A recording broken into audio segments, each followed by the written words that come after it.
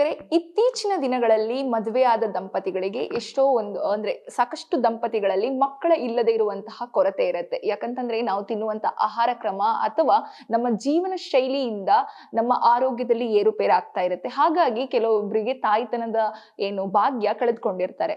ಹಾಗಾಗಿ ಗೌರ್ಮೆಂಟ್ ಕೂಡ IVF treatment ಅನ್ನುವಂತಹ ಒಂದು ಯೋಜನೆಯನ್ನ ತಂದಿತ್ತು. IVF ಟ್ರೀಟ್ಮೆಂಟ್ ವೈದ್ಯಕೀಯ ಶಾಸ್ತ್ರದಲ್ಲಿ IVF ಟ್ರೀಟ್ಮೆಂಟ್ ಗಳಿಗೆ ಯಾವ್ದಾದ್ರು ರೂಲ್ಸ್ ಅಂಡ್ ರೆಗ್ಯುಲೇಷನ್ಸ್ ಇದೆಯಾ? ಯಾವ ದಂಪತಿಗಳು IVF ಟ್ರೀಟ್ಮೆಂಟ್ ಮೂಲಕ ಮಗುವನ್ನ ಪಡಿಲಿಕ್ಕೆ ಅಥವಾ ತಾಯ್ತನವನ್ನ ಪಡಿಲಿಕ್ಕೆ ಅರ್ಹರಾಗಿರ್ತಾರೆ? ಇದನ್ನೆಲ್ಲ ತಿಳಿಸ್ಕೊಡ್ಲಿಕ್ಕೆ ನನ್ನ ಜೊತೆ ಇವತ್ತು ಡಾಕ್ಟರ್ ಸುಮಾ ಅವರಿದ್ದಾರೆ. ಅವ್ರನ್ನ ಮಾತಾಡಿಸ್ತಾ ಹೋಗ್ತೀನಿ. ಮೇಡಮ್ ನಮಸ್ತೆ.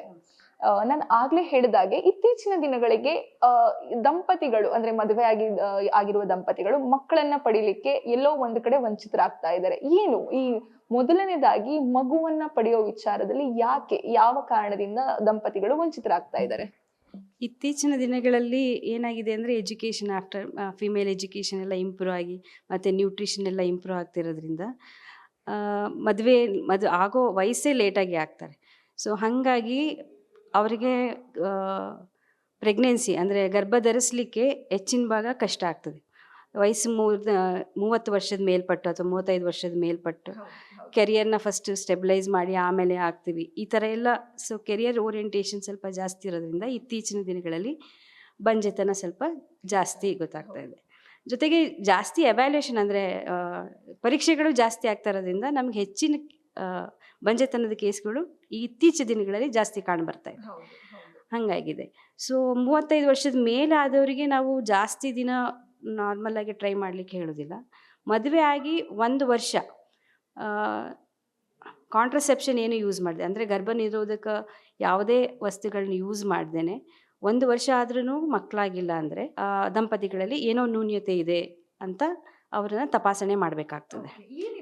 ಮುಖ್ಯ ಕಾರಣ ಅದು ಹೇಳಲಿಕ್ಕೆ ಬರೋದಿಲ್ಲ. 35ರಿಂದ 40% ಗಂಡಿನಲ್ಲೂ ಇರ್ಬೋದು, ಹೆಣ್ಣಿನಲ್ಲೂ ಇರ್ಬೋದು. 40% ಹೆಣ್ಣಿನಲ್ಲೂ ಇರ್ತದೆ. ಇನ್ನು 10ರಿಂದ 15% ಏನಾಗ್ತದೆ, ಏನೂ ಕಾರಣಗಳಿರೋದಿಲ್ಲ, ಎಲ್ಲ ನಾರ್ಮಲ್ ಇರ್ತದೆ, ಬಟ್ ಆಗೋದಿಲ್ಲ.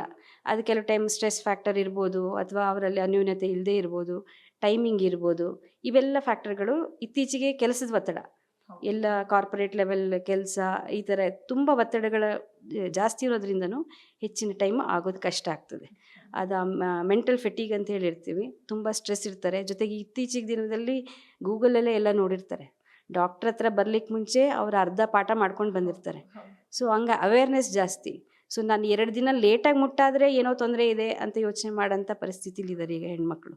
ಹಾಗಿದ್ದಾಗ ಆ ಸ್ಟ್ರೆಸ್ ಫ್ಯಾಕ್ಟರ್ ಜಾಸ್ತಿ ಆದಾಗ ಈ ಗರ್ಭಧಾರಣೆ ಧರಿಸ್ಲಿಕ್ಕೂ ಸ್ವಲ್ಪ ಕಷ್ಟ ಆಗ್ತದೆ. ಇನ್ನು ನೀವಾಗಲೇ ಹೇಳಿದ್ರಿ 2 ದಿನ ಡೇಟು ಹೆಚ್ಚು ಕಮ್ಮಿ ಆದ್ರೂ ಹೆಣ್ಣು ಮಕ್ಕಳು ಟೆನ್ಷನ್ ಪಡುವಂತ ಇದರಲ್ಲಿದೆ. ಕೆಲವೊಬ್ಬರಿಗೆ ಹೆಣ್ಣು ಮಕ್ಕಳಿಗೆ 3-4 ತಿಂಗಳಿಗೆ ಒಂದು ಸಲ ಅಥವಾ ವರ್ಷಕ್ಕೆ ಒಂದು ಸಲ ಅಥವಾ 6 ತಿಂಗಳಿಗೆ ಒಂದು ಸಲ ಪೀರಿಯಡ್ಸ್ ಆಗ್ತಾ ಇರುತ್ತೆ.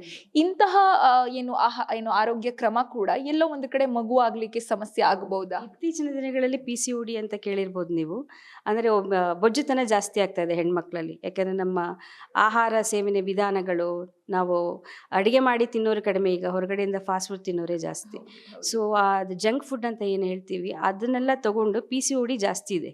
PCODಲಿ ಏನಾಗ್ತದೆ, ಬೊಜ್ಜುತನ ಮೊಟ್ಟೆ ಮೊದಲ ಕೋಳಿ ಮೊದಲ ಅನ್ನೋ ಥರ ಬೊಜ್ಜುತನದಿಂದ PCODಯಿಂದನ ಬೊಜ್ಜುತನನ ಆ ಥರ ಆಗ್ತದೆ. ಸೊ ಲೈಫ್ ಸ್ಟೈಲ್ ಮ್ಯಾನೇಜ್ಮೆಂಟ್, ಈಗ ಕೂತ್ಕೊಂಡೇ ಕೆಲಸ ಮಾಡೋದು ಜಾಸ್ತಿ, ವರ್ಕ್ ಫ್ರಮ್ ಹೋಮ್ ಇರ್ಬೋದು, ಏನೇ ಇರ್ಬೋದು, ಫಿಸಿಕಲ್ ಆ್ಯಕ್ಟಿವಿಟಿ ಕಡಿಮೆ, ಹಾಗಾಗಿ PCOD ಜಾಸ್ತಿ. PCOD ಜಾಸ್ತಿ ಇರೋರಲ್ಲಿ ಏನಾಗ್ತದೆ, ಈ ಋತುಸ್ರಾವ ಆಗೋದು ತಿಂಗಳು ಹೆಚ್ಚು ಕಡಿಮೆ ಆಗ್ತದೆ.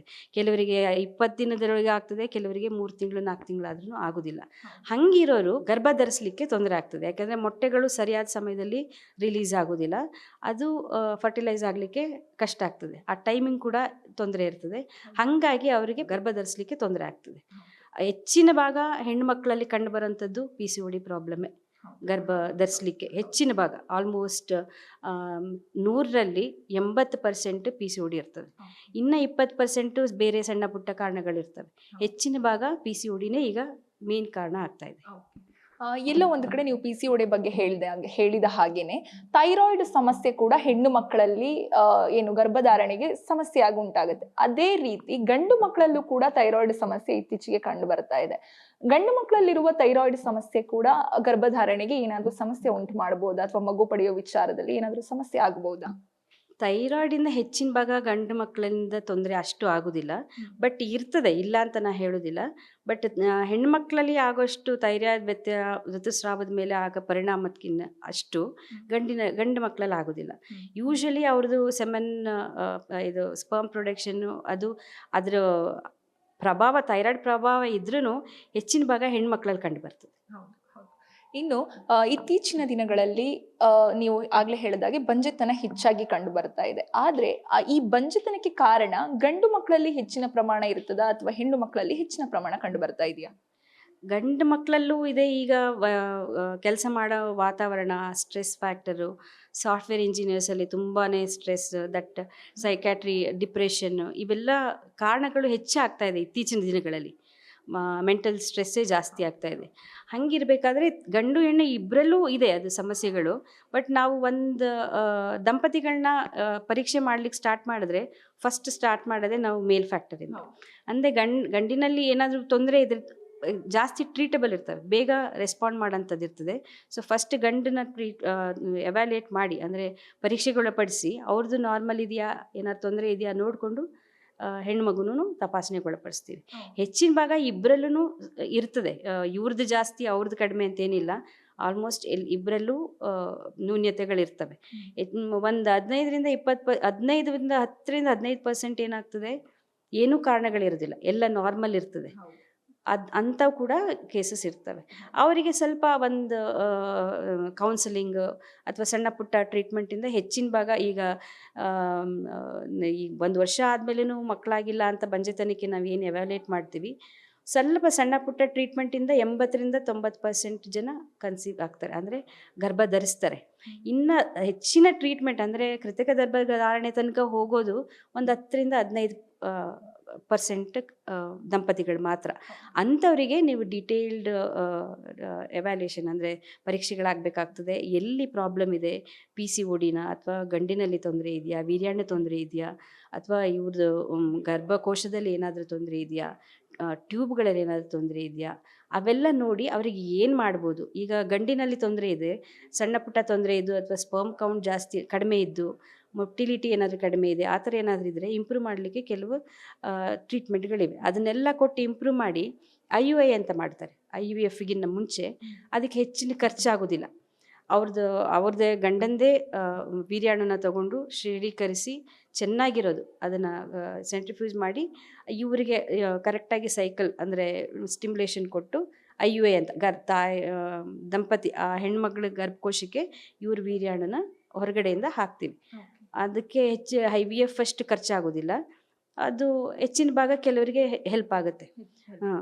IVF ಅಂದರೆ ಕೃತಕ ಗರ್ಭಧಾರಣೆ ಬೇಕಾಗೋದು ಒಂದು 5-10%, ಅಂದರೆ ಅಷ್ಟರಲ್ಲಿ. ಈಗ 100 ಜನ ಬಂಜೆತನ ಇದ್ದಾರೆ ಅಂದರೆ ಒಂದು 90 ಜನ ಈ ಥರ ಟ್ರೀಟ್ಮೆಂಟ್ಗಳು ಬೇಕಾದಷ್ಟು ವಿಧಾನಗಳಿವೆ.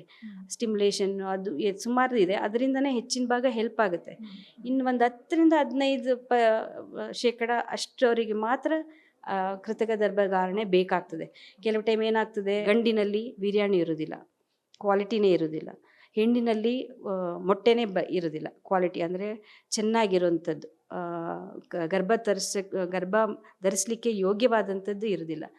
ಆವಾಗ ಏನಾಗ್ತದೆ, IVF ಮಾಡಬೇಕಾಗ್ತದೆ, ಅಂದರೆ ಕೃತಕ ಗರ್ಭಧಾರಣೆ ಮಾಡಬೇಕಾಗ್ತದೆ.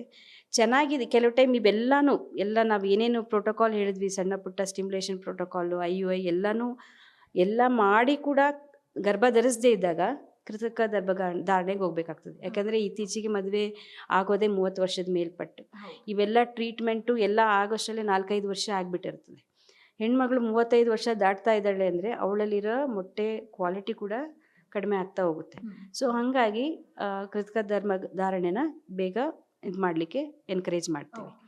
ಕೆಲವು ಟೈಮ್ ಏನಾಗ್ತದೆ, ತಾಯಿಯಲ್ಲಿ ಇದೇ ಇರೋದಿಲ್ಲ, ಮೊಟ್ಟೆನೇ ಇರೋದಿಲ್ಲ, ಇದ್ರೂ ಅದು ಯೋಗ್ಯವಾದದ್ದು ಇರೋದಿಲ್ಲ, ಅಥವಾ ಗಂಡಲ್ಲೂ ಆ ಥರ ವೀರ್ಯಾಣುನಲ್ಲಿ ತೊಂದರೆ ಇರ್ಬೋದು. ಹಂಗಿದ್ದಾಗ ಡೋನರ್ ಸ್ಪರ್ಮ್, ಡೋನರ್ oocyte ಅಂತ ಹೇಳ್ತೀವಿ. ಅಂದರೆ ಹೊರಗಡೆ ART ಆರ್ಟಿಫಿಷಿಯಲ್ ಸೆಂಟರ್ಸಲ್ಲಿ ಅದಕ್ಕೆ ಬ್ಯಾಂಕ್ ಇರುತ್ತೆ, ಸ್ಪರ್ಮ್ ಬ್ಯಾಂಕ್ ಇರುತ್ತೆ, oocyte ಬ್ಯಾಂಕ್. ಅವರಿಂದ ಡೊನೇಟ್ ತಗೊಂಡು, ಈಗ ಹೆಂಗೆ ಬ್ಲಡ್ ತಗೋತೀವಿ ಅದೇ ಥರ ತಗೊಂಡು ಇವರಿಗೆ ಕೃತಕ ಗರ್ಭಧಾರಣೆ ಮಾಡ್ತಾರೆ.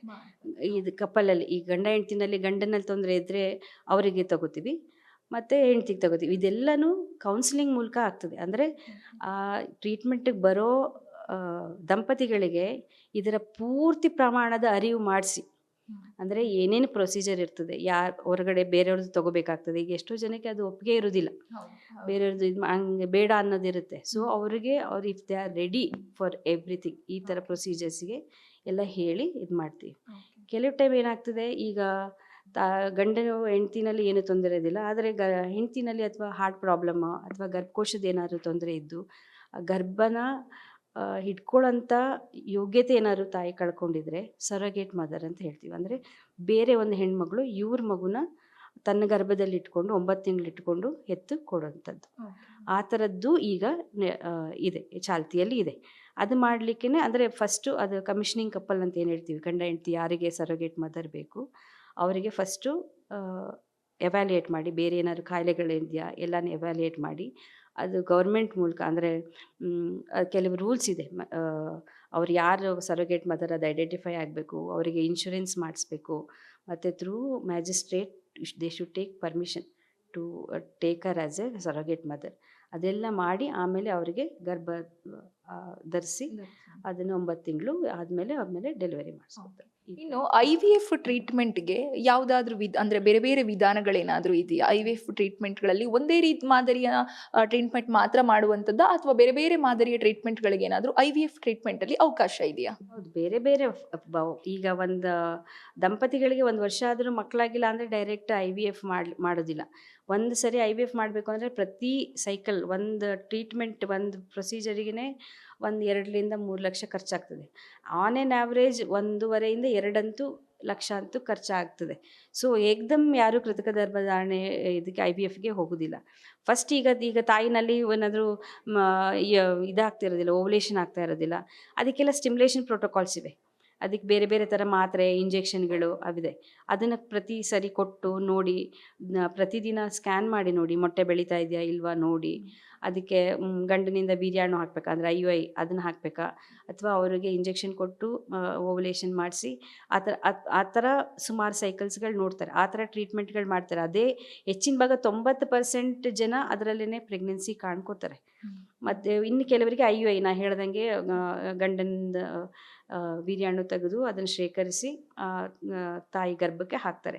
ಅದು ಒಂದು ಪ್ರೊಸೀಜರ್ ಮಾಡ್ತಾರೆ. ಇದೆಲ್ಲನೂ ಕೊಟ್ಟು ಗರ್ಭ ಧರಿಸ್ತಾ ಇಲ್ಲ ಅಂದಾಗ IVFಗೆ ಹೋಗ್ಬೇಕಾಗ್ತದೆ. ಅದು ಬೇರೆ ದಾರಿ ಇರೋದಿಲ್ಲ, ಅವಕಾಶಗಳಿರೋದಿಲ್ಲ. ಕೆಲವು ಟೈಮು ತಾಯಿನಲ್ಲಿ 2 ಟ್ಯೂಬ್, ಅಂದರೆ ಫೆಲೋಪಿಯನ್ ಟ್ಯೂಬ್ ಅಂತ ಏನು ಹೇಳ್ತೀವಿ, ಮೊಟ್ಟೆ ಆ ಟ್ಯೂಬಿಂದನೇ ಗರ್ಭಕೋಶಕ್ಕೆ ಬರೋದು. 2 ಟ್ಯೂಬು ಇನ್ಫೆಕ್ಷನಿಂದನೋ ಅಥವಾ ಏನಾದರೂ ತೊಂದರೆಯಿಂದನೋ ಬ್ಲಾಕ್ ಆಗಿಬಿಟ್ಟಿರ್ತದೆ. ಬ್ಲಾಕ್ ಆಗಿದ್ದಾಗ ನಾವು ಬೇರೆ ಏನು ಟ್ರೀಟ್ಮೆಂಟ್ ಮಾಡಲಿಕ್ಕಾಗಲ್ಲ, ಸ್ಟಿಮ್ಯುಲೇಷನ್ ಆಗಲಿ ಆ ಥರ ಬೇರೆ ಬೇರೆ ಕಾರಣ. ಅವಾಗ ಅವರು ಡೈರೆಕ್ಟ್ IVFಗೆ ಹೋಗಬೇಕಾಗ್ತದೆ, ಅಂದರೆ ಕೃತಕ ಗರ್ಭಧಾರಣೆಗೆ ಹೋಗಬೇಕಾಗ್ತದೆ. ಇದೆಲ್ಲ ಯಾವಾಗ ಗೊತ್ತಾಗ್ತದೆ ಅಂದರೆ ನೀವು ಆ ದಂಪತಿಗಳನ್ನ ಪೂರ್ಣವಾಗಿ ತಪಾಸಣೆಗೆ ಒಳಪಡಿಸಿದಾಗ. ಆವಾಗ ಎಲ್ಲಿ ಪ್ರಾಬ್ಲಮ್ ಇದೆ, ಇವರಿಗೆ ಬರೀ ಇಂಜೆಕ್ಷನ್ ಮಾತ್ರೆ ಕೊಟ್ಟರೆ, ಸ್ಟಿಮ್ಯುಲೇಷನ್ ಪ್ರೋಟೋಕಾಲ್ಸ್ ಕೊಟ್ಟರೆ ಆಗ್ತದಾ ಅಥವಾ ಬೇರೆ ಏನಾದರೂ ಮಾಡಬೇಕಾ, ನಿಮಗೆ ಅವರು ಯಾವಾಗ ತಪಾಸಣೆ ಮಾಡ್ತೀರಾ ಒಂದು ಐಡಿಯಾ ಬರ್ತದೆ ಏನು ಮಾಡ್ಬೋದು ಬೆಸ್ಟ್ ಅಂತ. So based on that treatment ಕೊಡ್ತಾರೆ. ಇನ್ನು IVF ಟ್ರೀಟ್ಮೆಂಟ್ ನೀವು ಆಗಲೇ ಹೇಳಿದ್ರೆ ನನಗೆ ಬೇರೆ ಬೇರೆ ಅವಕಾಶಗಳು ಇದಾವೆ. ಮಗು ಅಂದರೆ ಬಂಜಿತನವನ್ನು ಹೋಗ್ಲಾಡಿಸ್ಲಿಕ್ಕೆ ಬೇರೆ ಬೇರೆ ಅವಕಾಶಗಳಿದಾವೆ. ಅವು ಎಲ್ಲ ಅವಕಾಶಗಳು ಮುಚ್ಚಿ ಹೋದ ನಂತರ IVF ಟ್ರೀಟ್ಮೆಂಟ್ಗೆ ಬರುವಂಥದ್ದು ಅಂತ. ಏನು IVF ಟ್ರೀಟ್ಮೆಂಟ್ ಅಂತ ಅಂದರೆ ಯಾವ ರೀತಿಯಾಗಿ ನಡೆಯುತ್ತೆ, ಆ ಪ್ರಕ್ರಿಯೆ ಯಾವ ರೀತಿಯಾಗಿರುತ್ತೆ? IVF ಅಂದರೆ ಈಗ ನ್ಯಾಚುರಲ್ ಆಗಿ, ಅಂದರೆ ಪ್ರಕೃತಿ ಸಹಜವಾಗಿ ಗರ್ಭ ಧರಿಸಿರೋದಿಲ್ಲ ಅಂಥವರಿಗೆ ಕೃತಕ ಗರ್ಭಧಾರಣೆ ಮಾಡೋದು. ಅಂದರೆ ತಾಯಿಯಲ್ಲಿ ಹೆಣ್ಣಿನಲ್ಲಿ ಮೊಟ್ಟೆ ಉತ್ಪತ್ತಿ ಮಾಡಿ ಅದು ಓವಲೇಷನ್ ಆಗೋ ಥರ ರೆಡಿ ಮಾಡಿಸಿ ತಾಯಿಯಿಂದ ಮೊಟ್ಟೆ ತಗೊಂಡು ಹೊರಗಡೆ ಅದಕ್ಕೆ ಫರ್ಟಿಲೈಸ್ ಆಗೋ ಎನ್ವಿರಾನ್ಮೆಂಟ್ ಕ್ರಿಯೇಟ್ ಮಾಡಿ ಗಂಡನಿಂದ ವೀರ್ಯಾಣು ತಗೊಂಡು ಅದಕ್ಕೆ ಫರ್ಟಿಲೈಸ್ ಮಾಡೋದು. ಅದು ದೇಹದ ಒಳಗಡೆ ಯಾವ ರೀತಿ ವಾತಾವರಣ ಇರುತ್ತೆ ಫರ್ಟಿಲೈಸ್ ಆಗಲಿಕ್ಕೆ, ಅದೇ ಥರ ವಾತಾವರಣನ ಹೊರಗಡೆ ಕ್ರಿಯೇಟ್ ಮಾಡೋದು. ಅಂದರೆ ಅಷ್ಟೇ ಟೆಂಪ್ರೇಚರು, ಅಷ್ಟೇ ಎನ್ವಿರಾನ್ಮೆಂಟ್ ಆ ಥರ ಕ್ರಿಯೇಟ್ ಮಾಡಿ ಅದನ್ನು ಫರ್ಟಿಲೈಸ್ ಮಾಡಿ 2-3 ದಿನ, ಅಂದರೆ ಬೇರೆ ಬೇರೆ ಸ್ಟೇಜಸಲ್ಲಿರುತ್ತೆ, ಅದನ್ನು ತಾಯಿಗೆ ಮತ್ತು ಅಂದರೆ ಅದೇ ಹೆಣ್ಮಗಳಿಗೆ ವಾಪಸ್ ಆ ಸೈಕಲ್ ಟೈಮಲ್ಲೇ 15ನೇ ದಿನ 16ನೇ ದಿನ ಹಾಗೆ ಲೆಕ್ಕ ಇರ್ತದೆ. ಆ ಲೆಕ್ಕದಲ್ಲೇ ಹಾಕೋದು, ಹಾಕಿ ಪ್ರೆಗ್ನೆನ್ಸಿ ಬರೋ ಥರ ಸಪೋರ್ಟ್ ಮಾಡೋದು, ಅದು ವಿಧಾನ ಇರೋದು. ಇದು ಖರ್ಚು ಜಾಸ್ತಿ ಯಾಕೆ ಆಗ್ತದೆ ಅಂದರೆ, ನೀವು ಹೊರಗಡೆ ಅದೇ ಥರ ಅಂದರೆ ವಾತಾವರಣ ಕ್ರಿಯೇಟ್ ಮಾಡಬೇಕು. ದೇಹದ ಒಳಗಡೆ ಯಾವ ಥರ ಇರುತ್ತೆ ಆ ಥರ. ಅದಕ್ಕೆ ನೀವು ಸಾಕಷ್ಟು ಸಾಧಕಗಳನ್ನ ಯೂಸ್ ಮಾಡಬೇಕು. ಆ ಟೆಂಪ್ರೇಚರಿಗೆ, ಇದಕ್ಕೆ ತುಂಬ ಖರ್ಚು ವೆಚ್ಚಗಳಾಗ್ತವೆ. ಹಾಗಾಗಿ ಕೃತಕ ಗರ್ಭಧಾರಣೆ ಒಂದು ಕಾಸ್ಟ್ಲಿ ಅಫೇರ್ ಥರ ಆಗಿದೆ. ಸರ್ಕಾರದ ಲೆವೆಲಲ್ಲಿ ಅದು ಇನ್ನೂ ಇದು ನಡೀತಾ ಇದೆ. ಬಟ್ ಇತ್ತೀಚಿನ ದಿನಗಳಲ್ಲಿ ತುಂಬಾ ಈ ಥರ ಪ್ರಕರಣಗಳಿರೋದ್ರಿಂದ IVF ಅವಶ್ಯಕತೆ ಇದೆ. IVF ಸೆಂಟರ್ಸ್ ಗೌರ್ಮೆಂಟ್ ಲೆವೆಲಲ್ಲಿ ಆಗ ಅವಶ್ಯಕತೆ ಇದೆ. ಇನ್ನು IVF ಟ್ರೀಟ್ಮೆಂಟ್ ಬಗ್ಗೆ ನೀವು ಆಗಲೇ ಹೇಳಿದ ಹಾಗೆ, IVF ಟ್ರೀಟ್ಮೆಂಟಲ್ಲಿ ಮೊದಲು ಟ್ಯೂಬಲ್ಲಿ ಬೇಕಾದ ರೀತಿಯಲ್ಲಿ ಎಲ್ಲ ರೀತಿಯ ಸಿದ್ಧತೆಯನ್ನು ಮಾಡಿಕೊಂಡು ನಂತರ ತಾಯಿಯ ಗರ್ಭಕ್ಕೆ ಅದನ್ನು ಟ್ರಾನ್ಸ್ಫರ್ ಮಾಡುವಂಥದ್ದು ಅಂತ ಹೇಳಿದ್ರೆ, ಅಂತಹ ಸಮಯದಲ್ಲಿ IVF ಟ್ರೀಟ್ಮೆಂಟ್ ಮೂಲಕ ಕೂಡ ಮಕ್ಕಳು ಪಡೆಯುವಂಥ ವಿಚಾರದಲ್ಲಿ ಆ IVF ಟ್ರೀಟ್ಮೆಂಟಲ್ಲೂ ಫೇಲ್ಯೂರ್ ಆಗುವಂತಹ ಸಾಧ್ಯತೆ ಏನಾದರೂ ಇದೆಯಾ? ಹೇಗೆ ಆಗುತ್ತೆ ಹೆಚ್ಚಿನ ಭಾಗ ಹಂಗೆ. ಅದಕ್ಕೋಸ್ಕರನೇ ಈ ಕೃತಕ ಗರ್ಭಧಾರಣೆ ಮಾಡಲಿಕ್ಕೆ ಮುಂಚೆ ನಾವು ಕೌನ್ಸಿಲಿಂಗ್ ಅಂತ ಏನು ಹೇಳ್ತೀವಿ, ಇದು ನಾವು ಪ್ರಕೃತಿಗೆ ಅಗೇನೆಸ್ಟ್ ಹೋಗ್ತಾ ಇರೋದು, ಅಂದರೆ ಪ್ರಕೃತಿ ವಿರುದ್ಧವಾಗಿ ಹೋಗಿ ಮಾಡ್ತಾ ಇರೋದು. ಇದು ನಾವು ಹಿಂಗೆ ಮಾಡ್ತೀವಿ, 2+2 4 ಆಗೋದಿಲ್ಲ. ಇದರಲ್ಲಿ 3 ಬೇಕಾದ್ರೆ ಆಗ್ಬೋದು, 5 ಬೇಕಾದ್ರೆ ಆಗ್ಬೋದು. ಅದಕ್ಕೆ ಆ ದಂಪತಿಗಳು ರೆಡಿ ಇರಬೇಕು. ಈ ಕೆಲವು ಟೈಮ್ ಏನಾಗುತ್ತೆ, ಹೊರಗಡೆ ತೆಗೆದು ಫರ್ಟಿಲೈಸ್ ಮಾಡಿರ್ತೀವಿ, ತುಂಬ ಚೆನ್ನಾಗಿ ಡೆವಲಪ್ ಆಗಿರುತ್ತೆ, ಅದನ್ನು ಇವರ ಗರ್ಭಕೋಶಕ್ಕೂ ಟ್ರಾನ್ಸ್ಫರ್ ಮಾಡಿರ್ತೀವಿ, ಚೆನ್ನಾಗಿರುತ್ತೆ, ಒಂದು ಪ್ರೆಗ್ನೆನ್ಸಿನೂ ಕನ್ಫರ್ಮ್ ಆಗುತ್ತೆ, ಬಟ್ ಹಾರ್ಟ್ ಬೀಟ್ ಬರೋದಿಲ್ಲ. ಹೀಗೆ ಬೇರೆ ಬೇರೆ ಕಾರಣಗಳಿರುತ್ತೆ. ಒಂದೇ ಕಾರಣದಿಂದ ಹಿಂಗೆ ಮಾಡಿದ್ವಿ, ತೆಗೆದು ಹಾಕಿದ್ವಿ, ಸರಿಯಾಗಿ ಬಿಡುತ್ತೆ ಹೇಳಲಿಕ್ಕೆ ಬರೋದಿಲ್ಲ. ಸೊ ತುಂಬಾ ಕಾರಣಗಳಿರುತ್ತೆ. ಅದಕ್ಕೆ ಎನ್ವಿರಾನ್ಮೆಂಟಲ್ ಸಪೋರ್ಟ್ ಇರಬೇಕು, ಅಥವಾ ಕ್ವಾಲಿಟಿನಲ್ಲಿ ಏನೋ ಪ್ರಾಬ್ಲಮ್ ಇರ್ತದೆ, ಮೆಚ್ಯೂರ್ ಆದಮೇಲೆ ಅದು ಡ್ಯುಪ್ಲಿಕೇಶನಲ್ಲಿ ಪ್ರಾಬ್ಲಮ್ ಇರ್ತದೆ. ಇವೆಲ್ಲನೂ ಸಾಕಷ್ಟು ಕಾರಣಗಳಿರ್ತವೆ ಫೇಲ್ಯೂರ್ ಆಗ್ಲಿಕ್ಕೂ. ಅವೆಲ್ಲನೂ ಅವರಿಗೆ ಅರಿವಿರಬೇಕು. ನಾವಿಷ್ಟು ಖರ್ಚು ಮಾಡಿದ್ದೀವಿ, ನಮಗೆ ಇಷ್ಟು ರಿಟರ್ನ್ಸ್ ಬರಬೇಕು ಅನ್ನೋ ಥರ ಎಕ್ಸ್ಪೆಕ್ಟೇಷನ್ಸಲ್ಲಿ ಅವರು ಮಾಡಲಿಕ್ಕಾಗಲ್ಲ. ಈಗ ಸುಮಾರು IVF ಸೆಂಟರ್ಸ್ ಎಲ್ಲರೂ 40-50% ಮೇಲೆ ಹೇಳ್ತಾರೆ, ಬಟ್ ಹೇಳಲಿಕ್ಕೆ ಬರೋದಿಲ್ಲ. ಅಂದರೆ ಟಿಲ್ ಪ್ರೆಗ್ನೆನ್ಸಿ ಟರ್ಮ್, ಅಂದರೆ 9 ತಿಂಗಳ ತನಕ ಬರೋದು ಶೇಕಡ ಆನ್ ಆನ್ ಆ್ಯಾವ್ರೇಜ್ ಒಂದು 15-20% ಹಂಗೆ 100ಕ್ಕೆ. ಟರ್ಮ್ ಪ್ರೆಗ್ನೆನ್ಸಿಗೆ ಬಂದು ನಿಮಗೆ ಹೆಲ್ತಿ ಲೈವ್ ಬೇಬಿ ಸಿಗುವಂಥದ್ದು ಒಂದು 20% ಅಂತ ಇಟ್ಕೋಬೋದು. ಇನ್ನು IVF ಟ್ರೀಟ್ಮೆಂಟ್ ಮಾಡಿಕೊಳ್ಳಿಕ್ಕೆ ಎಷ್ಟು ಸಮಯ ಕಾಲಾವಕಾಶ ಅನ್ನೋದು ಬೇಕು, ಮತ್ತೆ ಅಂದಾಜು ಎಷ್ಟು ಖರ್ಚಾಗಬಹುದು? IVF ಟ್ರೀಟ್ಮೆಂಟು ಅಂತ ದಂಪತಿಗಳು ಮುಂದುವರಿತಾ ಇದ್ದಾರೆ ಅಂತಂದ್ರೆ ಅವರಿಗೆ ಎಷ್ಟು ಖರ್ಚು ವೆಚ್ಚ ಬೀಳಬಹುದು? ಮತ್ತೆ IVF ಟ್ರೀಟ್ಮೆಂಟ್ ಕಂಪ್ಲೀಟ್ ಆಗಿ ಮುಗಿಯೋದಕ್ಕೆ, ಅಂದ್ರೆ ತಾಯಿಯ ಗರ್ಭಕ್ಕೆ ಹೋಗಿ 9 ತಿಂಗಳು ಅದನ್ನ ಹೊರತುಪಡಿಸಿ ಬೇರೆ ರೀತಿಯ ಪ್ರೊಸೆಸ್ಗಳಿಗೆ ಎಷ್ಟು ಸಮಯ ಬೇಕಾಗ್ಬೋದು? ಸಮಯ ಇಷ್ಟೇ ಅಂತ ನೀವು ಕ್ಲಿಯರ್ ಕಟ್ಟಾಗಿ ನಿಗದಿಪಡಿಸ್ಕೊಳ್ಳಿಕ್ಕಾಗಲ್ಲ. ಕೆಲವರಿಗೆ ಟ್ರೀಟ್ಮೆಂಟ್ ಸ್ಟಾರ್ಟ್ ಮಾಡಿ 1 ತಿಂಗಳಲ್ಲೇ ಪ್ರೆಗ್ನೆಂಟ್ ಆಗಿಬಿಡ್ತಾರೆ. ಸೊ ಕೆಲವರಿಗೆ ನೀವು ಸಾಕಷ್ಟು ಸರಿ ಎಲ್ಲ ಟ್ರೀಟ್ಮೆಂಟ್ ಕೊಟ್ಟು IVF ಮಾಡಿದ್ರೂ IVF ಕೂಡ ಫೇಲ್ ಆಗಿರೋಂಥ ಉದಾಹರಣೆಗಳಿವೆ. ಹಿಂಗಿದ್ದಾಗ ನಿಮಗೆ ಇಷ್ಟೇ ಖರ್ಚಾಗುತ್ತೆ ಅಂತ ನಿಗದಿಪಡಿಸ್ಲಿಕ್ಕೆ ಆಗೋದಿಲ್ಲ. ಸೊ ಅವರಿಗೆ ಎಲ್ಲ ರೀತಿದೂ ಹೇಳಿರ್ತಾರೆ. ಎಷ್ಟೀಗ ತಾಯಿ ಅವ್ರದ್ದೇ ಗಂಡ ಹೆಂಡ್ತಿದೆ ವೀರ್ಯಾಣು ಇದು ಮೊಟ್ಟೆ ಹಾಕಿ ಮಾಡಿದರೆ ಬರೀ ಎಕ್ಸ್ಟ್ರಾ ಅವರಿಗೆ ಡ್ರಗ್ಸು ಆ ಥರ ಖರ್ಚಂದರೆ 1.5 ಲಕ್ಷ ಆಸ್ಪಾಸು, ಅರೌಂಡ್, ನಾನು ನಿಖರವಾಗಿ ಹೇಳಲಿಕ್ಕೆ ಬರೋದಿಲ್ಲ, ಅರೌಂಡ್ ಅಷ್ಟಾಗ್ತದೆ. ಕೆಲವರಿಗೆ 2 ಲಕ್ಷ ತನಕನೂ ಹೋಗ್ತದೆ. ಕೆಲವು ಟೈಮ್ ಬೇರೆ ಇಂಜೆಕ್ಷನ್ಸು ತುಂಬ ಮ್ಯಾಕ್ಸಿಮಮ್ ಅಂದರೆ 2-3 ಆಗ್ಬೋದು. ಏನಾದರೂ ಡೋನರ್ ರೂಸೈಟ್ ಅಂದರೆ ಬೇರೆಯವ್ರದ್ದು ಮೊಟ್ಟೆ, ಬೇರೆಯವ್ರದ್ದು ವೀರ್ಯಾಣು ಆ ಥರ ಎಲ್ಲ ತೊಗೊಂಡಾಗ ಸ್ವಲ್ಪ ಖರ್ಚು ಹೆಚ್ಚು ಜಾಸ್ತಿ ಇರ್ತದೆ. ಸೊ ಹಾಗೆಲ್ಲ ಇದ್ದಾಗ 2-3 ತನಕ ಹೋಗ್ಬೋದು. ನನಗೆ ನಿಖರವಾಗಿ ಗೊತ್ತಿಲ್ಲ, ಯಾಕಂದರೆ ಪ್ರೈವೇಟ್ ಹಾಸ್ಪಿಟ್ಲಲ್ಲಿ ಎಷ್ಟು ಏನು ಮಾಡ್ತಾರೆ ಗೊತ್ತಿಲ್ಲ. ನಮ್ಗೆ ಅಂದಾಜು, ನಮಗೆ ಒಂದು ಐಡಿಯಾ ಅಂದಾಜು ಪ್ರಕಾರ ಒಂದು 2-3 ತನಕ ಹೋಗ್ಬೋದು. ಇದು ಒಂದು ಸೈಕಲ್, ಅಂದರೆ ಒಂದು ಋತುಸ್ರಾವ ಸೈಕಲ್ ಟ್ರೀಟ್ಮೆಂಟ್, ಅದು ಒಂದು ಸೈಕಲಲ್ಲಿ ಅಷ್ಟಾಗ್ಬೋದು. ಅದು ಪಾಸ್ ಆದರೆ, ಅಂದರೆ ಸಕ್ಸಸ್ ಆದರೆ, ಪ್ರೆಗ್ನೆನ್ಸಿ ಆದರೆ ಅದು 9 ತಿಂಗಳ ತನಕನೂ ಕೆಲವು ಟೈಮ್ ಅದು ಕಾಂಪ್ಲಿಕೇಶನ್ಸ್ ಇರುತ್ತೆ. ಯಾಕೆಂದರೆ 30-35 ವರ್ಷ ಆದಮೇಲೆ ಗರ್ಭ ಧರಿಸ್ತಾರೆ, BP, ಶುಗರ್ ಇವೆಲ್ಲ ಬರೋ ಚಾನ್ಸಸ್ ಇರುತ್ತೆ. ಹೈ ರಿಸ್ಕ್ ಪ್ರೆಗ್ನೆನ್ಸಿ ಅಂತೀವಿ, ಅಂದರೆ ಗಂಡಾಂತರ ಗರ್ಭ ಅನ್ನೋ ಥರಕ್ಕೆ ಆಗ್ತದೆ. ಇವೆಲ್ಲನೂ 9 ತಿಂಗಳ ತನಕ ಸ್ವಲ್ಪ ಸಹಿಸಬೇಕಾಗ್ತದೆ ಅಥವಾ ಮ್ಯಾನೇಜ್ ಮಾಡಬೇಕಾಗ್ತದೆ, ಅದಕ್ಕೂ ಖರ್ಚು ಆಗ್ತದೆ. ಬಟ್ ಇದು IVFಗೆ ಹೆಚ್ಚಿನ ಭಾಗ 2-3 ಲಕ್ಷ ತನಕನೂ ಹೋಗ್ತದೆ. ಮೋಸ್ಟ್ಲಿ ಮೇನ್ಲಿ ಡ್ರಗ್ಸ್ ಮತ್ತು ಇದನ್ನೇ ಜಾಸ್ತಿ ಖರ್ಚಾಗ್ತದೆ.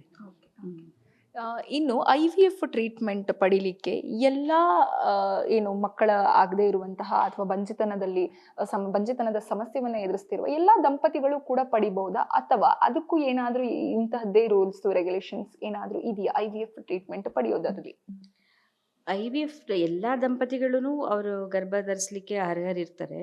ಅಂದರೆ ರಿಪ್ರೊಡಕ್ಟಿವ್ ಏಜ್ ಅಂದರೆ 50 ವರ್ಷದ ಒಳಗಿರೋ ಹೆಣ್ಮಕ್ಳು, ತಿಂಗಳ ಋತುಸ್ರಾವ ಆಗೋರು ಆಗ ಅರ್ಹತೆ ಇದ್ದೇ ಇರ್ತಾರೆ ಯಾರೇ ಆದರೂ.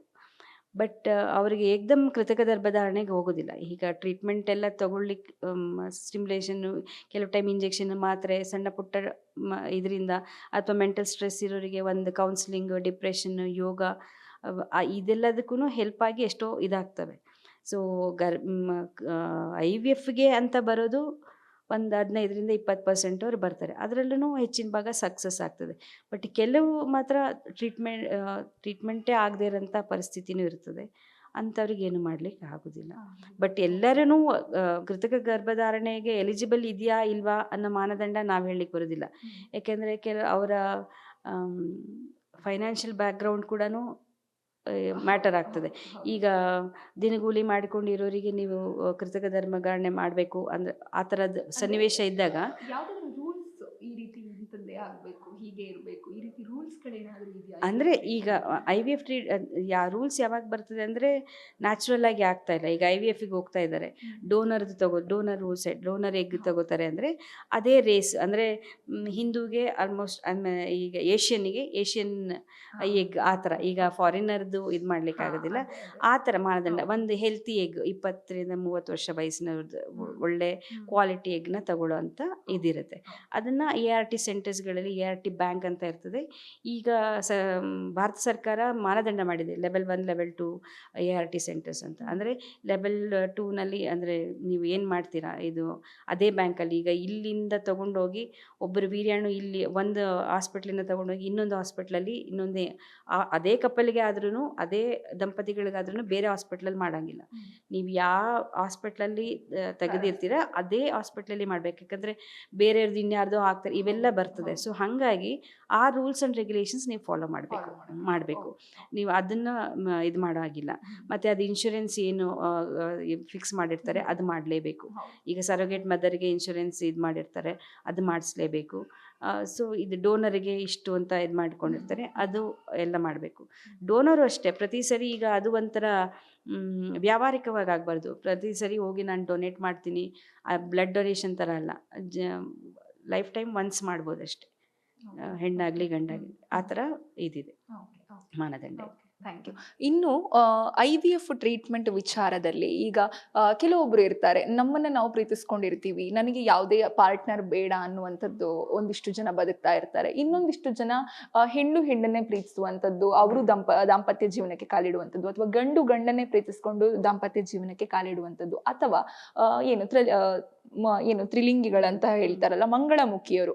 ಇವರಿಗೆ ಈ 3 ರೀತಿಯ ಇದರಲ್ಲೂ ಕೂಡ ಅವರಿಗೂ ಕೂಡ IVF ಮೂಲಕ ಮಗುವನ್ನ ಪಡೆಯುವಂತ ಅವಕಾಶ ಏನಾದ್ರೂ ಇದೆಯಾ, ಹೇಗೆ? ಅಂದರೆ ಅವರು ಬೇರೆ ಅಂದರೆ ಸರೋಗೇಟ್ ಮದರಿಂದ ತಗೋಬೋದು, ಲೇಡೀಸ್ ಅಂದರೆ ಹೆಣ್ಣು ಮಗಳು ತಗೋಬೋದು. ಬಟ್ ಗಂಡಿಗೆ ಆ ಪ್ರಾವಿಷನ್ ಇಲ್ಲ. ಮಾಡಿರ್ತಾರೆ ಅವರಿಗೆ ಇಲ್ಲ.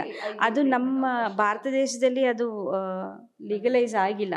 ಸೊ ನಮ್ಮಲ್ಲಿ ಆ ಥರ ಇಲ್ಲ, ಹಾಗಾಗಿಲ್ಲ.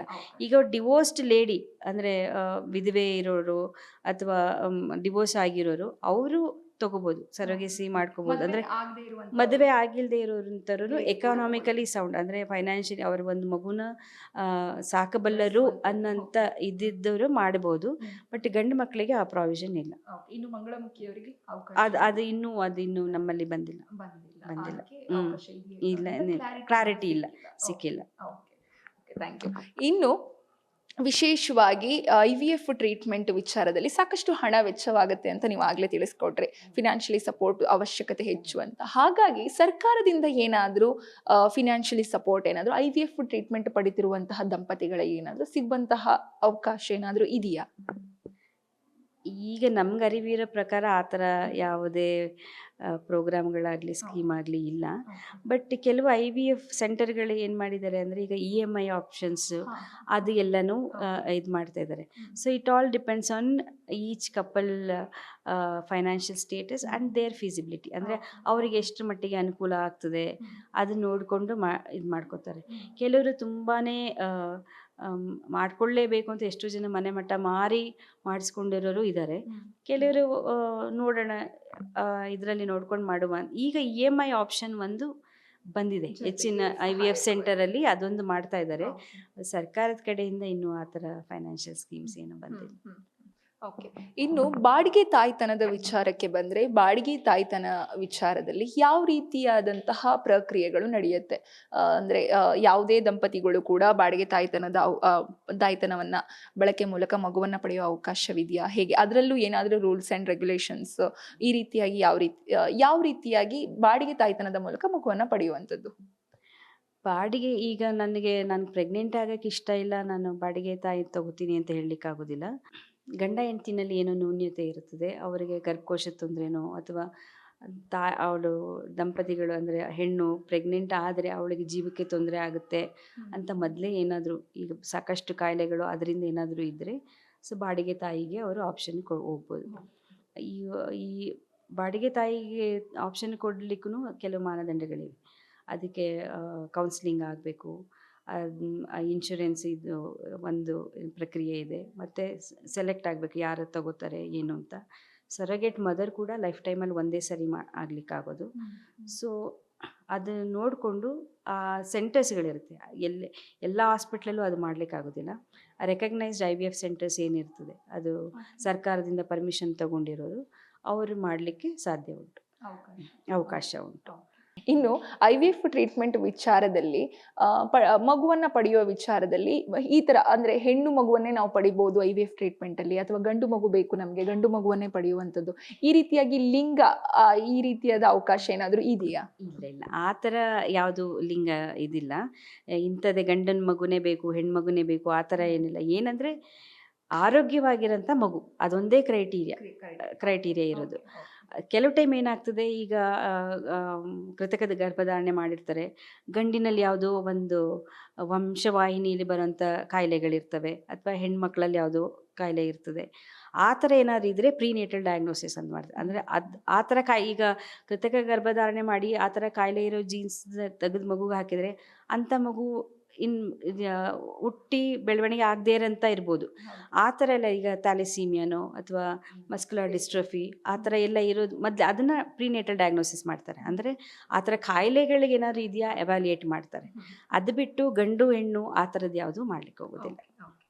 ಇನ್ನು ನೀವು ಆಗ್ಲೇ ಹೇಳಿದ ಹಾಗೆ ಕೊನೆಯದಾಗಿ ಪ್ರಶ್ನೆ ಇದು, ಇನ್ನು ಆಗ್ಲೇ ನೀವು ಹೇಳಿದ ಹಾಗೆ ಬಂಜೆತನ ಅಂತದ್ದು ಇತ್ತೀಚಿನ ದಿನಗಳಲ್ಲಿ ಜಾಸ್ತಿ ಆಗ್ತಾ ಇದೆ. ಏನಂತಂದ್ರೆ ಲೇಟ್ ಮ್ಯಾರೇಜ್, ಲೇಟ್ ಪ್ರೆಗ್ನೆನ್ಸಿ ಈ ರೀತಿ ಹೋದಾಗ ಬಂಜೆತನ ಕಾರಣ ಆಗುತ್ತೆ ಅನ್ನೋಂಥದ್ದು. ಇನ್ನು ಲೇಟ್ ಮ್ಯಾರೇಜ್, ಲೇಟ್ ಪ್ರೆಗ್ನೆನ್ಸಿ ಆಗ್ತಿರುವಂತವ್ರಿಗೆ ಅಥವಾ ಆಗ್ಬೇಕು ಅಂತ ಅಂದುಕೊಂಡವರಿಗೆ ಕೊನೆಯದಾಗಿ ಏನ್ ಹೇಳಲಿಕ್ಕೆ ಇಷ್ಟಪಡ್ತೀರಾ?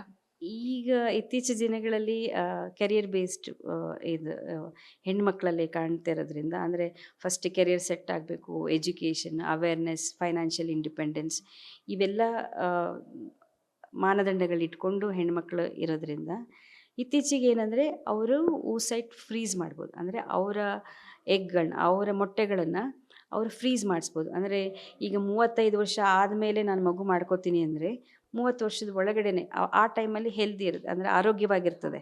ಈಗ ಪ್ರತಿ ವರ್ಷ ಏಜ್ ಆಗ್ತಾ ಹೆಣ್ಮಕ್ಳಲ್ಲಿ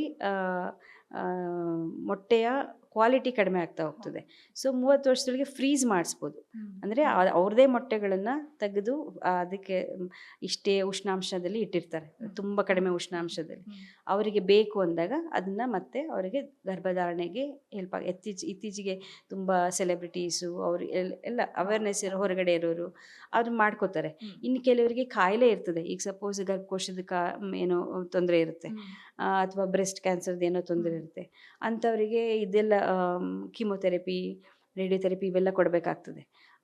ಅದು ಕೊಡಬೇಕಾದ್ರೆ ಆ ಕ್ವಾಲಿಟಿಯ ಮೊಟ್ಟೆಯ ಕ್ವಾಲಿಟಿ ಹಾಳಾಗ್ತದೆ. ಅದು ಯಾವಾಗ ನೀವು ರೇಡಿಯೇಷನ್ ಇದೆಲ್ಲ ತಗೊಂಡಾಗ ಅಂಥವರು ಕೂಡ ತಮ್ಮ ಮೊಟ್ಟೆನ, ಅಂದರೆ ಟ್ರೀಟ್ಮೆಂಟಿಗೆ ಮುಂಚೆ ಮೊಟ್ಟೆನ ಫ್ರೀಸ್ ಮಾಡಿಸ್ಬೋದು. ಮುಂದಿನ ದಿನಗಳಲ್ಲಿ ಅವರು ಗರ್ಭ ಧರಿಸಲಿಕ್ಕೆ ಅದೇ ಮೊಟ್ಟೆಗಳನ್ನ ಉಪಯೋಗಿಸ್ಕೋಬೋದು. ಇದೊಂದು ಅವಕಾಶ ಇತ್ತೀಚೆಗೆ ಬಂದಿದೆ.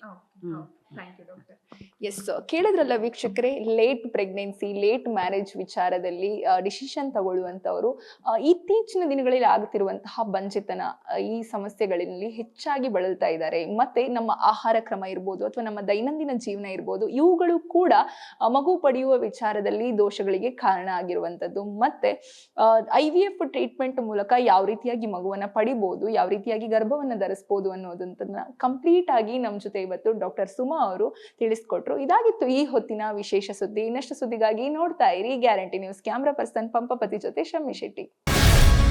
ಗ್ಯಾರಂಟಿ ನ್ಯೂಸ್, ಸುದ್ದಿ ಖಚಿತ, ನ್ಯಾಯ ನಿಶ್ಚಿತ.